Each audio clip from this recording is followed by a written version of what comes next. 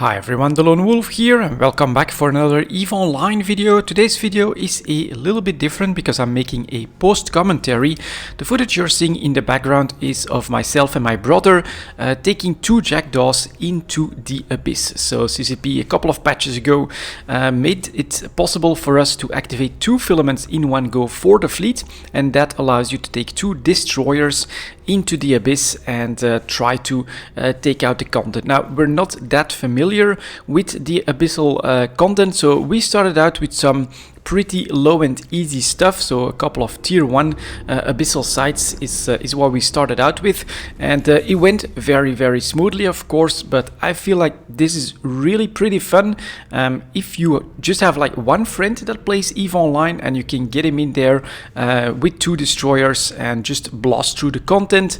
That's pretty damn cool, and the Jackdaw is really an amazing ship for that. It's got that missile damage, which, well, on some of these suppressors you can see your damage drop a little bit when your target is at long range, but we got through everything specifically for the tier 1s pretty damn easily, and they are super versatile ships. Basically, I would almost call them made for very quick Abyssal runs, because you can then go, after you defeated all the enemies, you just go into propulsion mode so that you can grab the loot very quickly, then you get to the gate a lot more quickly, and of course, if you end up in trouble, which you won't with two Jackdaws in a tier 1, but if you end up in trouble, of course, the player that's targeted has the option of going into the defense mode. And so we had far from optimal Jackdaw fittings. I myself was using the auto Jackdaw from exploration, even just kept the probe launcher and everything. It's a little bit pimped out. I do have a faction, Afterburner, faction, shield rep and things like that, but overall it was definitely not optimized for a two-person operation into Jackdaw. So it was pretty cool to see, and it was quite a lot of fun actually to be on comms with my brother. I mean, it's this time, you know, crazy times at the moment. Both of us have to just keep working from home. Here in Belgium, things are not looking great, so we have very strict rules to follow, and if you want to be safe, which both of us want, we're basically cut off quite a little bit from the outside world and from each other. So I just decided we're gonna do this. I'm gonna record the footage and then I'm gonna make a post commentary so that we can just chat a little bit and keep each other up to date on what's been going on, because, well, we live at this point, we actually live a decent distance from each other, although it's still quite doable, but it's all relative. And in these strange times, of course, you gotta take what you can get when it comes to contact with your family and things like that. So that's kind of the reason why I'm making this post commentary.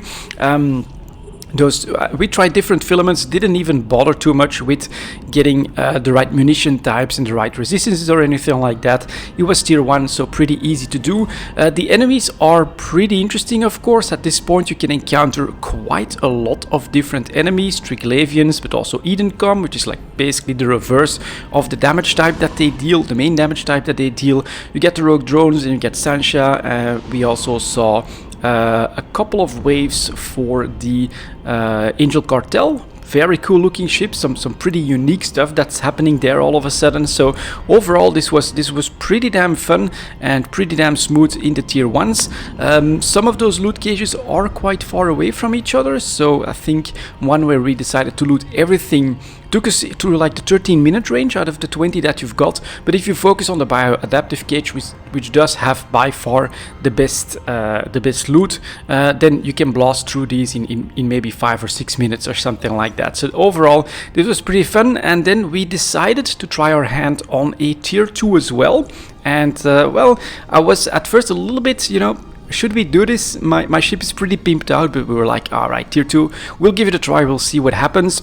And the first couple of waves were not a problem, we could still just blast everything through, but then we got to a rogue drone wave, and even in tier 2, that is a lot of them, and they were actually breaking my tank. And so in a tier 2 Abyssal site with two Jackdaws that were not optimized, but were definitely able to do a lot of damage and have constant repping with a faction small repper, they were breaking my tank. I got to below 50% shield, so I was forced into that defense mode in a tier 2 Abyssal site, and that's basically why, of course, having two of you is really great.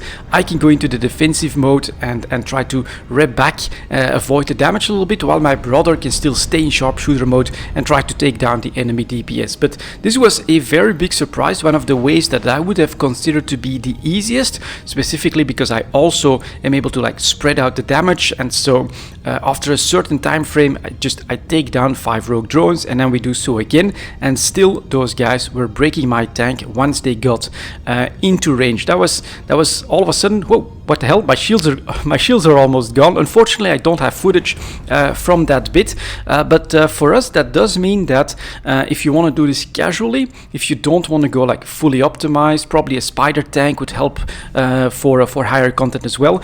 Tier 2 may already be close to the limit for 2 destroyers in a pretty casual way, if you want to be certain that you can get through all of the content. And so tier 3 could be very challenging. I immediately decided that this is not the Jackdaw that I'm gonna take into tier 3. I don't want to lose that Rapper and that Afterburner, so we may try to create a couple of Jackdaws, I would say then with a spider tank and things like that, to try and tackle tier 3 content as well later down the line, but tier 2 is the limit where I would say we feel comfortable doing this in a casual way, basically, not in a hardcore way, of course.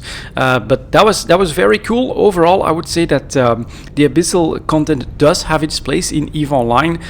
You can go solo, of course, but that's super dominated by the Gila and by some of these other classical ships, and CSP giving us these extra options, especially now if you just have one friend that plays EVE Online from time to time. You can just grab him, take 2 destroyers, and get through that content as well. It feels pretty rewarding to fly around together, to try and help each other, and to just do that stuff together, which you can do, well, sometimes just 20 minutes. It takes almost 20 minutes to run one of these, or if you just rush for the best loot in 5 minutes, you can also do one of these Abyssal Dead Space runs. For us, it was a lot of fun, and it's definitely something that we're planning to do more from time to time. I'll see how I handle the commentaries when it comes to that, and I think I'm pretty sure that we'll try to build a couple of expendable Jackdaws, so stick to Tech 2 fittings, but perhaps get a bit more tank in and get some remote rep so that we can help each other out if one is forced into defensive mode, and then we will try to tackle tier 3s,